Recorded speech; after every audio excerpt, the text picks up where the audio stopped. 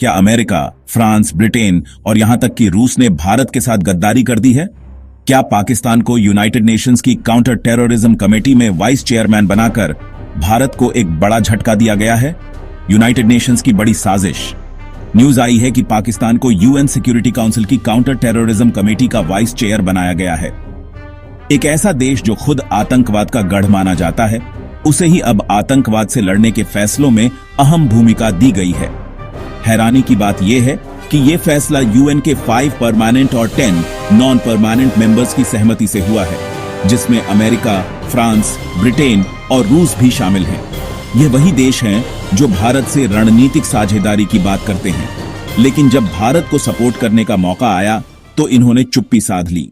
Iran से अच्छी खबर, भारत के 3 नागरिक जो ईरान में किडनैप कर लिए गए थे, उन्हें ईरानी सुरक्षा बलों द्वारा रेस्क्यू कर लिया गया है। ये लोग पंजाब से थे और वर्क वीजा के नाम पर ईरान ले जाकर अगवा कर लिए गए थे। 30 दिन बाद जाकर अब इनकी सुरक्षित वापसी हुई है। टेस्ला और भारत सरकार के बीच टकराव। टेस्ला कंपनी भारत में सिर्फ शोरूम खोलना चाहती है, मैन्युफैक्चरिंग प्लांट नहीं लगाना चाहती। भारत सरकार ने ईवी पॉलिसी के तहत 15% इंपोर्ट ड्यूटी की पेशकश की थी, बशर्ते टेस्ला अगले 3 साल में $500 मिलियन का निवेश करे और लोकल प्रोडक्शन शुरू करे। लेकिन इलॉन मस्क इस शर्त को मानने को तैयार नहीं है। दूसरी ओर hyundai, मर्सिडीज बेंज जैसी कंपनियां भारत में प्लांट खोलने को राजी हैं। भारतीय वायुसेना के सबसे पुराने और प्रतिष्ठित फाइटर जेट्स में से एक MiG-21 इस साल के अंत तक पूरी तरह रिटायर कर दिए जाएंगे।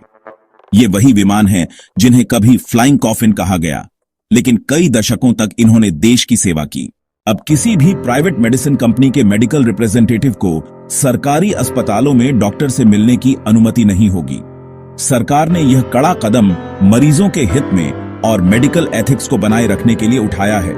यूपीआई ट्रांजैक्शन ने बनाया रिकॉर्ड। मई 2025 में भारत में यूपीआई के जरिए 18.68 बिलियन ट्रांजैक्शंस हुए, जिनकी वैल्यू करीब $94 बिलियन रही।